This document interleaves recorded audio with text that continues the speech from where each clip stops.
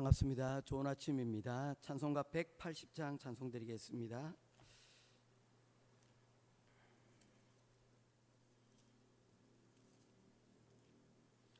찬송가 180장 찬송입니다.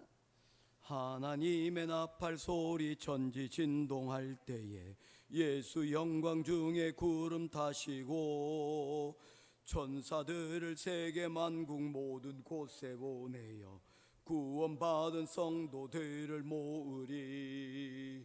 나팔 불 때 나의 이름, 나팔 불 때 나의 이름, 나팔 불 때 나의 이름, 기름 때에 잔치 참여하겠네. 무덤 속에 잠자는 자 그때 다시 일어나 영화로운 부활 승리 얻으리. 주가 택한 모든 성도 구름 타고 올라가 공중에서 주의 얼굴 배우리. 아멘. 나팔 불 때 나의 이름, 나팔 불 때 나의 이름, 나팔 불 때 나의 이름, 부를 때에 잔치 참여하겠네. 주님 다시 오실 날을 우리 알 수 없으니 항상 기도하고 깨어 있어서 기쁨으로 보좌 앞에 우리 나가서도록 그때까지 참고 기다리겠네. 나팔 불 때 나의 이름, 나팔 불 때 나의 이름, 나팔 불 때 나의 이름, 부를 때에 잔치 참여하겠네. 아멘. 찾으실 하나님의 말씀은 구약성경 스가랴 14장 말씀입니다.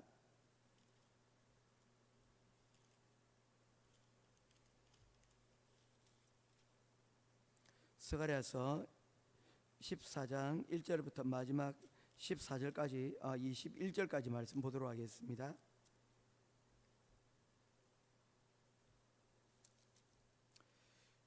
여호와의 날이 이르리라. 그날에 네 재물이 약탈되어 네 가운데서 나누이리라.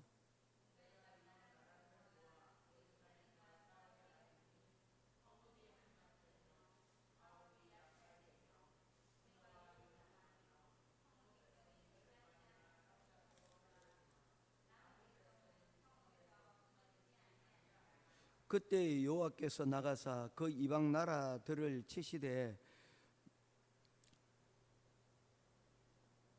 이 왕의 전쟁 날에 싸운 것 같이 하시리라.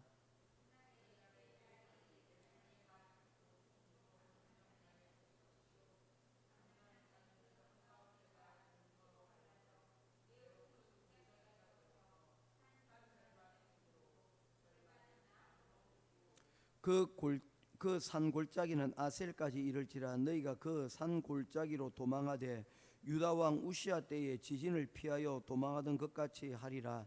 나의 하나님 여호와께서 임하실 것이요 모든 거룩한 자들이 주와 함께 하리라.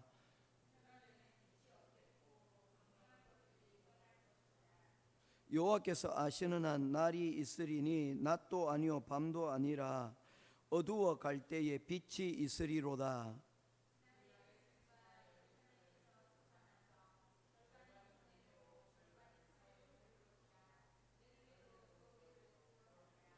여호와께서 천하의 왕이 되시리니 그 날에는 여호와께서 홀로 한 분이실 것이요 그의 이름이 홀로 하나이실 것이라.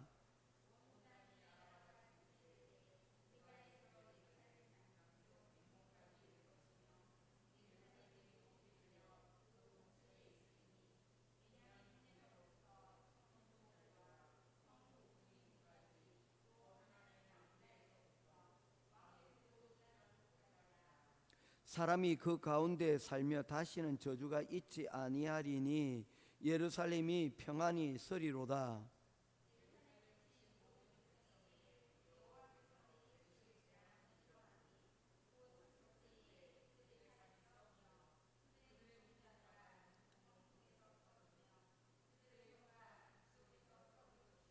그날에 여호와께서 그들을 크게 요란하게 하시리니 피차 손으로 붙잡으며 피차 손을 들어 칠 것이며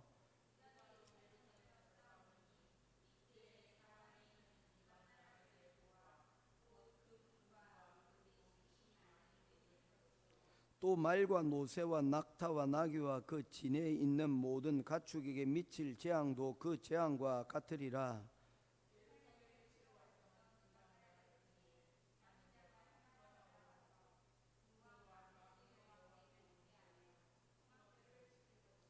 땅에 있는 족속들 중에 그 왕 만군의 여호와께 경배하러 예루살렘에 올라오지 아니하는 자들에게는 비를 내리지 아니하실 것인즉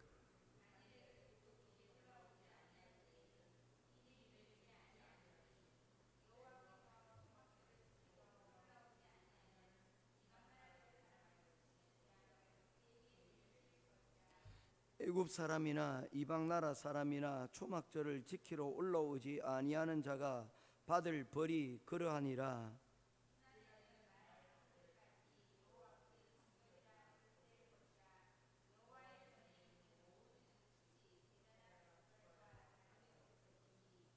21절 같이 보겠습니다.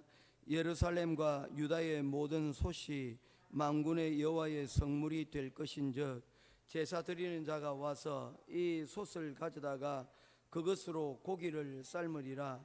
그날에는 만군의 여호와의 전에 가난한 사람이 다시 있지 아니하리라. 아멘. 스가랴서 이제 마지막 장이 됩니다. 스가랴서에서는 크게 두 개의 부분으로 나눌 수 있는데, 하나는 환상에 대한 8개의 환상에 대한 설명이 있었고, 그리고 이후에 앞으로 있게 되어질 일들에 대한 예언의 말씀을 하고 있는 것을 보게 되어집니다. 이 예언은 성경에서 크게 두 개의 부분으로 그 뜻이 나누어집니다. 첫 번째 예언이라고 하는 것은 맡을 예자의 말씀언에서 하나님의 말씀을 전하는 것을 예언이라고 이야기를 합니다. 그래서 우리의 어떤 받은 달란트 중에 예언이라는 은사 중에 예언이 있지 않습니까? 이것은 말씀을 가르치는 사람, 교사들 혹은 목회자들에게 가지고 있는 예언입니다. 그리고 두 번째 예언은 말 그대로 앞을 내다 미리 예자를 써서 앞을 내다보는 그런 뜻의 의미를 가지고 있습니다. 그래서 선지서에서 예언은 두 가지의 방향으로 나오는데, 하나는 하나님의 말씀을 맡은 자로서 하나님의 말씀을 전하는 기능, 그리고 두 번째는 앞으로 하나님께서 어떤 일을 행할 것인지에 대한 미래를 내다보는 미리 앞을 내다보는 예언의 말씀, 이렇게 두 부분으로 나누어지는데, 스가랴서에서는 9장 이후의 말씀들이 앞날에 대한 예언을 말씀들을 우리들에게 주고 있습니다. 그래서 그 9장 이후에 가장 대표적으로 사용되지는 한 단어가 있는데, 그 단어는 다름 아닌 그날이라는 그런 의미입니다. 이제 앞으로 그날이 오게 될 것인데, 그날이 되어지면 우리를 괴롭히던 모든 것들은 심판을 이루게 될 것이고, 또한 그 가운데서 우리가 힘들게 어렵게 살아왔던 그 모든 일들에 대하여 하나님께서 우리를 보상해 주실 것이다 라는 예언의 말씀들을 우리에게 주고 있는 것입니다. 오늘 그와 같은 말씀을 2주에 최종적으로 우리들에게 말씀을 하고 있는 것이죠. 우리 가족들 같은 경우에, 저 같은 경우에는 어렸을 때 부모님들이 맞벌이를 하셨습니다. 또 조그마한 옷가게를 하나 하셨는데, 그 옷가게를 여시기 위해서 아침 일찍 나가셔야 됐고요. 그리고 저녁 늦게 이렇게 같이 들어오셨습니다. 그래서 항상 제가 학교 갔다가 돌아오면 방에 이렇게 아들 아랫목에 밥이 이렇게 덮여져 있었고, 그리고 이제 부모님 오실 때까지는 그냥 이제 기다리고 있는 거죠.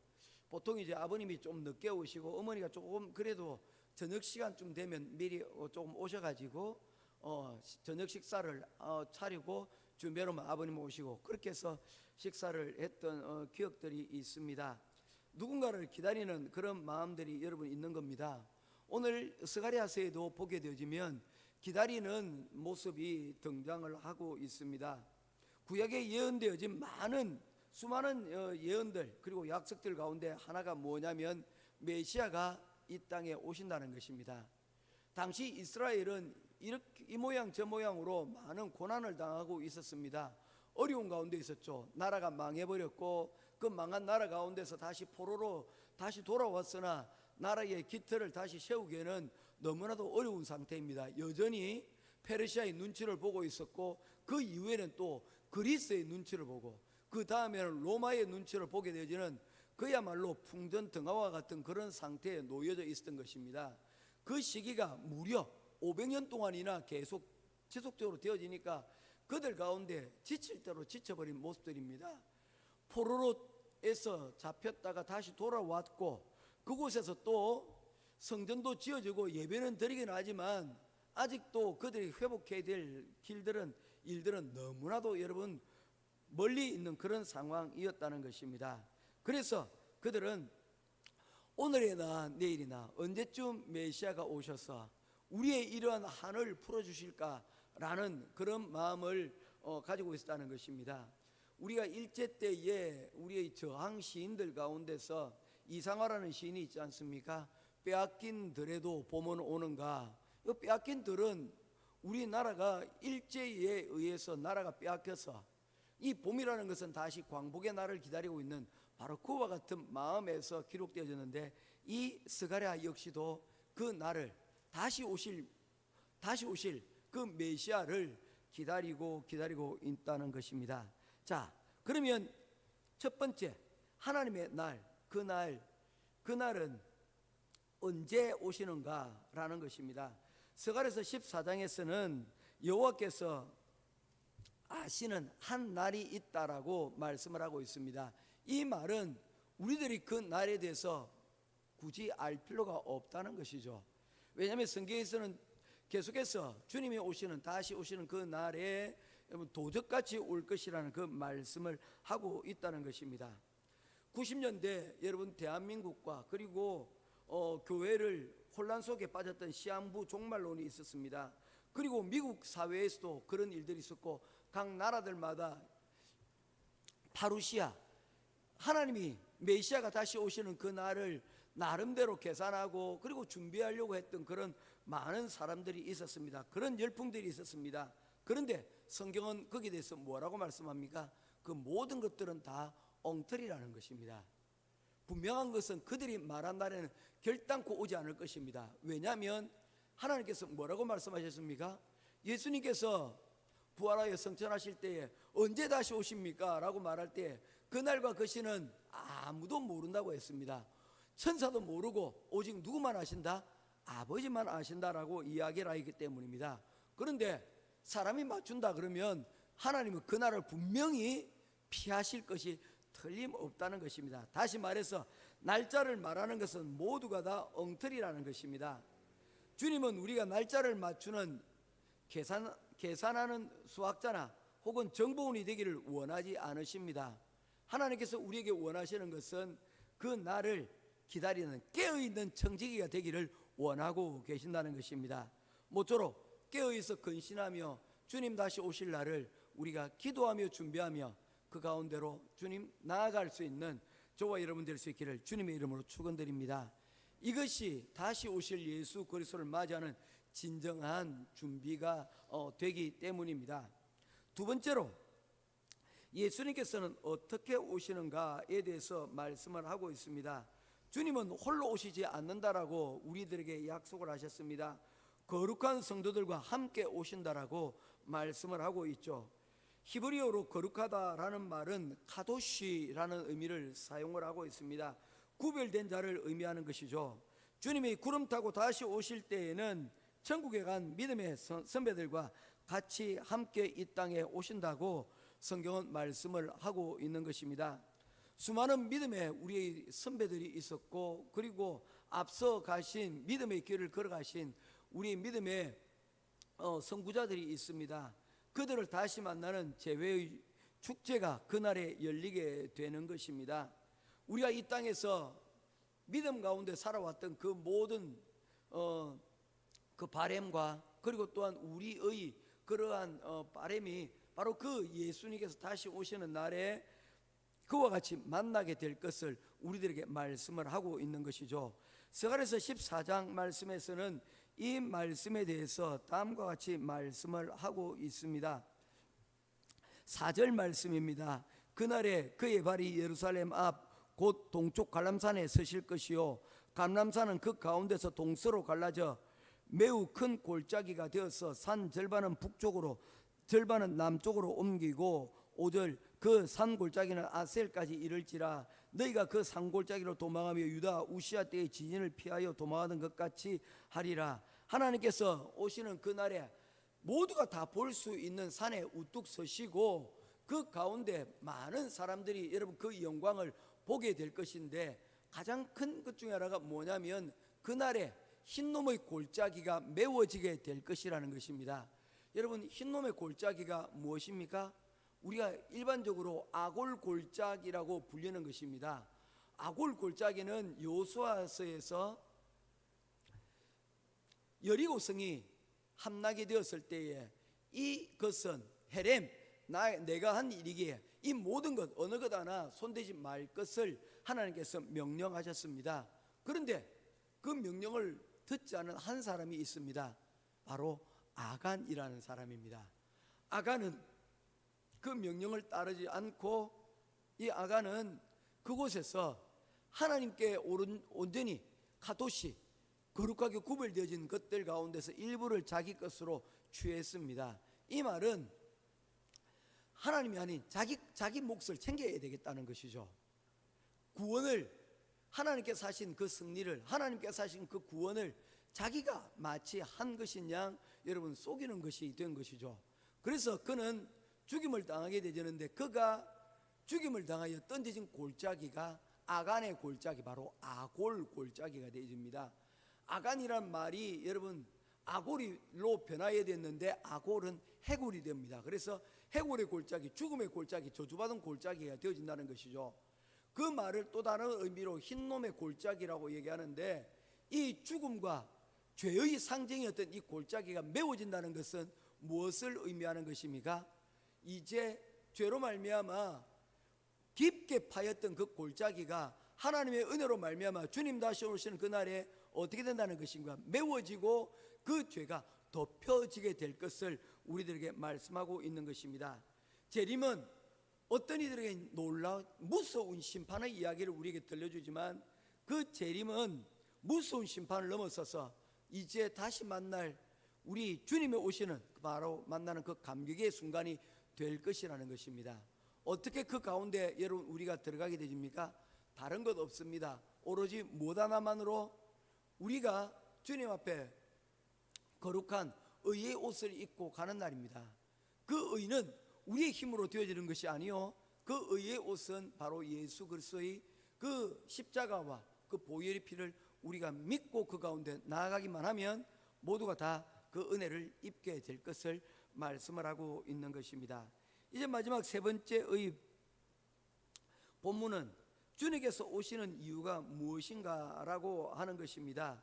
그 이유에 대해서는 낮은 자를 위하여서 주님께서 다시 오시겠다라고 말씀을 하고 있습니다. 주님은 왕의 모습으로 오시지만 그 왕으로 오신 그 메시아는 가장 보잘것없는 자들을 위해서 이 땅에 다시 오실 것이다 라고 말씀을 하고 있는 것입니다. 예수님께서는 마지막 때에 우리에게 지극히 작은 자 하나에게 한 것이 곧 내게 한 것이라고 말씀을 하였습니다.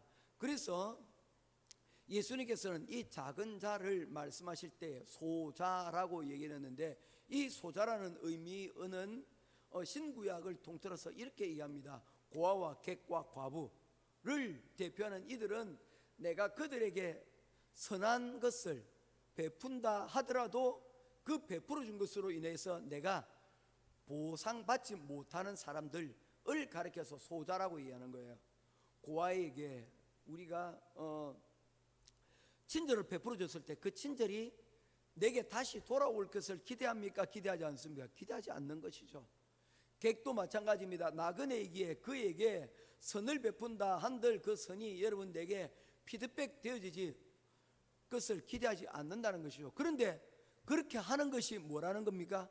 그게 바로 하나님의 사람들이 하는 일들이요, 그렇게 하는 것으로 인해서 우리가 마지막 날에 하나님께서 우리를 기억하시게 될 것이라고 말씀을 하고 있는 것입니다. 예수님은 마지막 때에 지극히 작은 자 하나에게 한 것이 내게 한 것이라고 말한 것처럼 우리 또한 주님 오시는 그날까지 우리가 할 수 있는 것으로 억지로 혹은 여러분 우리가 빚을 내어서 하는 것이 아니라 우리가 할 수 있는 것으로 또한 소자에게 하는 그 모든 것들에 대해서 하나님께서 보시고 갚아주시겠다라고 하시는 그 약속을 기대하는 것입니다. 우리가 메시아를 다시 기대한다는 것은 그냥 막연하게 하늘을 쳐다보면서 그 메시아가 오실 것만을 여러분 마치 감히 입에 뚝 떨어지기만 기다리는 것처럼 기다리는 게 아니라는 겁니다. 그 날을 기다리면서 우리가 할 수 있는 일들, 특별히 말씀 가운데서 정결하게 살아가며 또한 그 말씀이 진실로 이루어질 것을 믿고 우리에게 다시 상 주시고 우리를 여러분 기억하시고 우리가 베푼 그 모든 일들에 대하여 기억하시고 상 주실 그 분을 위하여서 우리가 소자들을 향하여 우리가 여러분 손을 내미는 것이라고 말할 수가 있는 것입니다. 그 모든 일에 하나님께서는 지켜보고 계시겠다라고 말씀을 하고 있는 것입니다. 이제 결론을 맺겠습니다. 주님이 오시는 주님을 기다리는 우리에게 가장 중요한 것은 두 가지입니다. 하나는 예배입니다. 예배는 하나님이 왕 되심을 인정하면서 이 땅에서 작은 천국을 맛보는 시간이기 때문입니다. 두 번째는 보잘것없는 소자들을 귀하게 여기는 마음입니다. 특별히 연말 연시가 되어지면 더군다나 이 많은 축제들 가운데서 소외되어진 이웃들이 많이 있습니다. 이 사람들을 불쌍히 여기고 그들에게 사랑을 실천할 때 우리는 주님과 동행하는 진정한 주님을 기다리는 그러한 삶을 살게 되는 것입니다. 교회의 사명은 생명 걸고 예배드리는 것이요 또한 죽어가는 영혼들을 위하여서 나아가는 것입니다. 오늘도 하나님의 은혜 없이는 살아갈 수 없는 우리들과 더불어서 우리의 따뜻한 손길을 기다리는 이들에게 소중히 대접하며 그리고 또한 그들을 통하여서 하나님이 살아계신다는 것을 우리를 통하여 증명하여 내는 저와 여러분 될 수 있기를 바랍니다. 그래서 마지막 때에 착하고 충성된 종아 잘하였도다 내 잔치에 참여하라 라는 그 은혜의 말씀에 저와 여러분들이 주인공 되어지는 귀한 시간들 되기를 주님의 이름으로 축원드립니다. 기도하겠습니다. 고마우신 아버지 하나님, 은혜와 사랑을 감사를 드립니다. 주님께서 마지막 그날에 함께하여 다시 오실 것이라고 말씀하였습니다. 주님이 오시는 그날까지 우리가 예배의 자리 가운데로 나아갈 수 있도록 인도하여 주시고 이 예배의 가치를 우리가 훼손시키지 아니하고 이 예배의 가치를 끝까지 잘 세워나갈 수 있는 우리들이 되게 하여 주옵소서. 그리고 또한 나아가 주님께서 보살피신 바로 그 연약하고 작은 소자들을 위하여 소외된 이웃들을 향하여 예수님의 말씀을 따라 예배의 정신을 따라 사랑을 실천하며 주님과 동행하는 삶을 살아갈 수 있는 우리들이 되게 하여 주시옵소서. 우리의 기다림과 우리의 인내는 그냥 마냥 머물러 있는 것이 아니라 주님이 기뻐하시는 그 날을 우리가 기대하며 그 부르심의 자리 가운데로 하나님 나아간다는 그 사실을 결단코 잊지 않으며 주님이 부르시는 그 날에 하나님 쓰임받는 우리 모두가 되어줄 수 있도록 하나님 함께하여 주시옵소서. 오늘도 귀한 기도의 자리 가운데서 우리와 함께하여 주시니 감사드리며 우리 주 예수 그리스도 이름으로 간절히 기도드리옵나이다. 아멘. 하늘에 계신 우리 아버지여, 이름이 거룩히 여김을 받으시오며 나라의 임하옵시며